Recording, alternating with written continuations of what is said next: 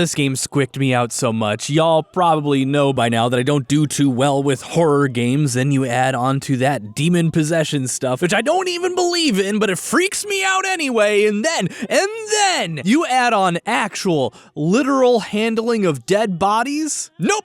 I'm good. No, thank you.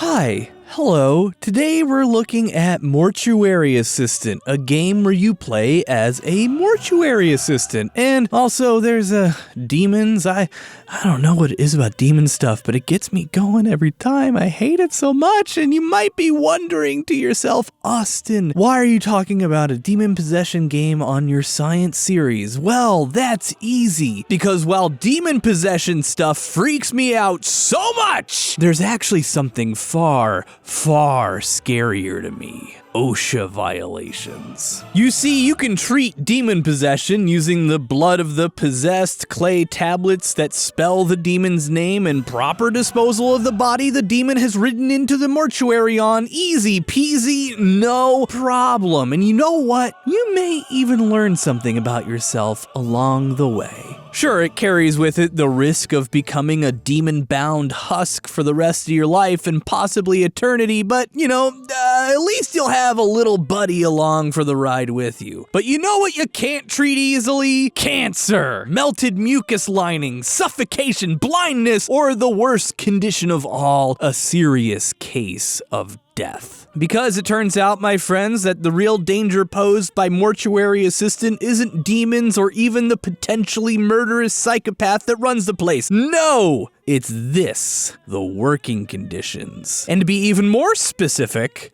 this. Technical grade 37% formaldehyde.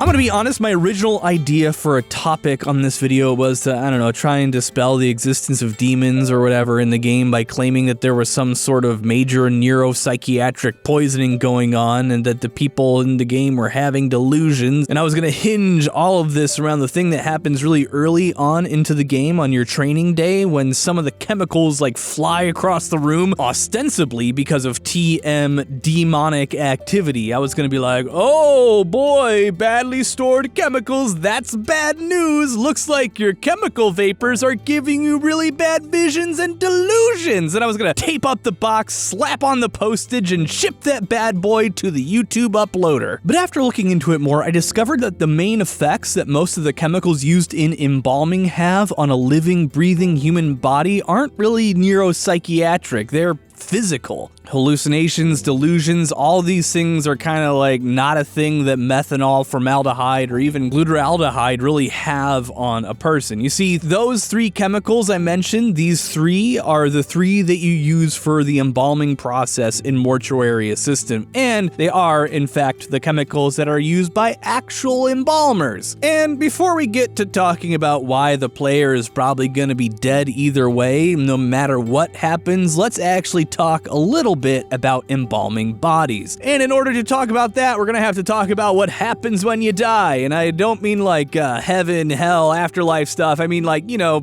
your body. I do not have answers for the other stuff. So we're gonna skip over the definition of death here because, believe it or not, what's considered dead is not, there's lots of debate and for lots of reasons, and it's not actually important for us today because we're talking about what's done to bodies when they are undeniably and tremendously, what I like to call, super dead. There are about 8 stages of death, but the last 2 are skeletonization and fossilization, which are just not super important to us. And decomposition is something that happens well after a body can be prepared with embalming. So let's just look at the first 5. Pallor mortis, algor mortis, rigor mortis, liver mortis, and putrefaction. You'll notice the word mortis recurring a lot in these, and it just means of death. So yeah, you died. That sucks. First thing that happens is, all of your muscles relax. It's like the ultimate spa day, death is. That's every muscle, by the way, just all of them, including your heart. And without a heart to keep blood pressure up and blood flowing, there's only one force left to act on what remains of your circulatory system: gravity. Gravity grabs your blood and just drags it wherever down is when you die, and you get really pale, hence pallor. Then, or really technically at the same time, really, algor mortis begins. Algor means coldness, which essentially tells you what happens next. Your body temperature, well, it changes. In most places, the human body is warmer than the ambient air temperature, which is why it's called algor. But there are places where the human body is actually colder than the surrounding air, and your temperature will go up with no living hypothalamus and, no operational anything. There's no system in place to conduct thermoregulation, so your body just becomes whatever the temperature of the surrounding air is. Now, the next stage is probably one you have heard before. It's called rigor mortis. Rigor means stiffness, and it's what occurs when the body's cells have burned through all the remaining oxygen and remnant glycogen, and therefore is unable to continue to produce ATP, the energy currency of almost all cells in every animal on Earth. As a result, the cells in your muscles are unable to relax and they seize up. Something worth noting is that a lot of these stages aren't necessarily sequential. The body begins to cool immediately, rigor mortis can kind of start whenever, and pallor mortis basically happens alongside our next step, livor mortis. Liver here means bruise or blue in color, and as all the blood and other stuff settles, it creates what looks like a massive bruise on the lower portions of the person's body, showing up about 2 hours or something after they die. The next thing that happens is putrefaction, and that's when all the body's proteins and stuff start to denature and decay and whatnot. Now, it's around here that a body that can be readily embalmed is usually refrigerated and sent to an embalming place after the doctors and medical examiners have done all their #science stuff to it. Somewhere during these stages after pallor mortis is when you get your bodies in Mortuary Assistant and begin your work. And for a start, I just have to say, based on what I was reading about embalming in mortuaries, Mortuary Assistant is actually pretty faithful to how bodies are handled in a mortuary, save for a few things that we will get into. But in order to prepare a body for a funeral, several things have to happen, and I'm gonna try to be as non-gross about this as possible. Firstly, the body is washed with antiseptic soap, and then, you gotta drain the body of, there is no better word for this. You gotta drain the body of its fluids. Now, the human body has a tendency to, deflate, for lack of a better term, during the putrefaction stage in particular. So what is next done is that a bunch of stuff gets pumped into the body via the carotid artery. What this stuff is usually formalin, which is a 10% mix of formaldehyde and water, and it sometimes has some methanol and other stuff in it. And honestly, the way these chemicals work is very, very cool. For one thing, they tend to arrest microbial decomposition because they're incredibly toxic. But what's even cooler is how it fixes cells, and this is why we call it a fixing agent. How formalin works precisely is actually very, very difficult to describe, and I'll be honest, I don't even really understand it, even after trying to read this entire paper on the subject. But what it essentially does is it takes a protein group and binds it to a nearby nitrogen atom in either another protein or in DNA. And nitrogen bonds really do not like to break. So this new structure of proteins being essentially glued together dramatically slows down the structural degradation of the human body. Although if I had a better budget, this is about the part where I'd start playing ominous music and we'd have a scary looking guy in the background looking all menacing because you might be starting to get a little bit of a hint where this stuff's starting to go. Anyway, you pump this stuff up to the brim in the body, and then you drain the organs of their fluids and fill them up with fixatives. Then, you just moisturize the heck out of the body, sew the jaw shut, glue the eyes shut, glue a smile on, put some makeup on to make it look alive, and then bam! You ship it off to the funeral. You should get a dress first, and then it can go to the open casket. And it's to this end that I gotta say that Mortuary Assistant actually gets a lot right. They use the right tools, the right chemicals, the right processes. They do simplify it a bunch, sure, but the most unrealistic thing in the game, aside from demons, is the speed at which cadavers are prepared. In real life, this process takes hours and hours and hours. Best case scenario, a night shift mortuary worker could prepare 2 bodies. But I'm guessing that wouldn't have made like a very fun game or something, I don't know. But it's here that we have to get to the really scary stuff and get to finally touch on why the protagonist of the game, and probably her boss too, are totally freaking doomed to die horrible, painful deaths, no matter how many demons they put away. And it just starts with one simple word: ventilation. And let me tell you, that is just the start of the problems here, because I read through all 80 or so pages of the OSHA guidelines on proper embalming space practices, and this place is a freaking disaster and a half. Look.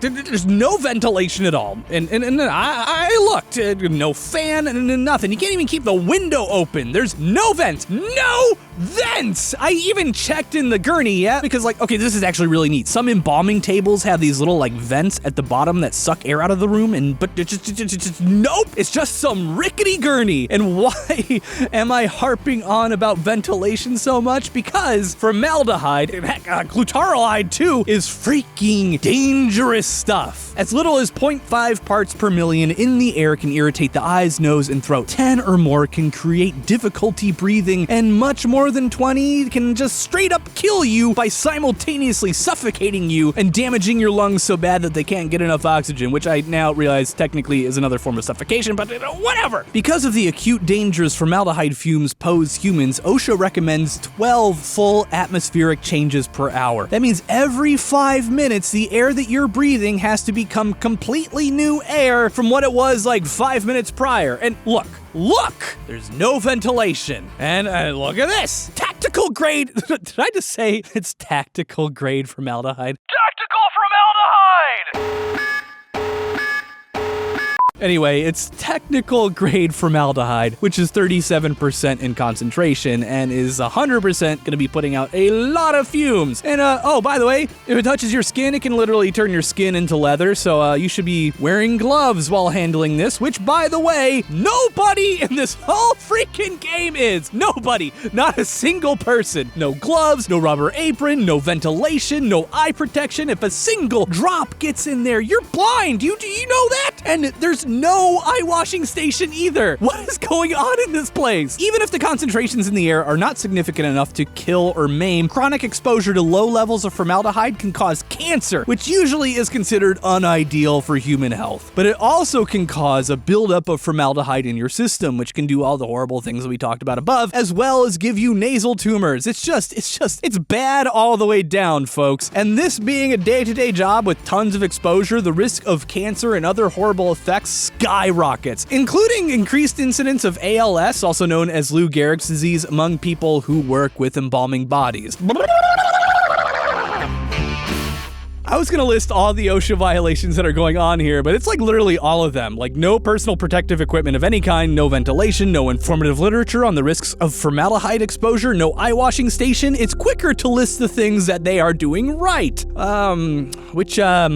I guess this biohazard bin right here, that's some good work. Good bin. Realistically, the two people working in this place are at severe risk of developing acute and chronic issues from this poor working environment, and I think that is arguably worse than this little demon guy who, mostly seems like he is just kind of a prankster. In fact, the dangers associated with embalming are a major reason there's an increasingly large number of people in the United States trying to change the culture around death. You see, embalming became this big practice in the US after Abraham Lincoln's body was toured around the country post-mortem, and it started a trend like how most celebrities do. And at least we don't use arsenic anymore. There is that. Risk to the embalmers aside, since they're about to become demon-possessed anyway, formaldehyde seepage is a major public health concern, and there's essentially no way to keep it out of the groundwater long-term. There's just so many reasons to not be using this stuff, especially with so many ways to be dead these days. There's cremation, aquamation, which is only legal in a few states, unfortunately, which is kind of sucks. Okay. Do we have time? No, I'm gonna explain this. Aquamation is so cool. They put you in this big tube and fill it with a lye water solution, and then cook you for hours, and it's like a massive pressure cooker. And what this does is essentially accelerate the decomposition process, and then they can just flush you down the drain, and all that's left is bones. It's only legal in a few states though, so call your congressperson and tell them you want to be pressure cooked if you're into that sort of thing. You know something is bad when it's being compared unfavorably to being possessed by a demon. So, yeah, get to fixing up this entire place here, more guy, or I'm gonna have to come down on this entire operation. You hear me? I do not care if it's the 90s. This stuff is not okay. You are literally killing your employees with formaldehyde. Killing them so they don't loose a demon upon the world. That's fine. Just you do you. Sincerely, Austin. And I just have to put out a personal thank you to the people who make this show possible, which of course is you guys watching this, but also my Patreon patrons, and especially these guys: Juan Santa Maria, MadLad616, Miss Kendra, Alan Hagers, EditAmTP, Nicholas Spullinger, Marissa Resnick, Nick Patterson, and Loretta Mazur. You guys are awesome. I'm gonna go do stuff. This was a lot.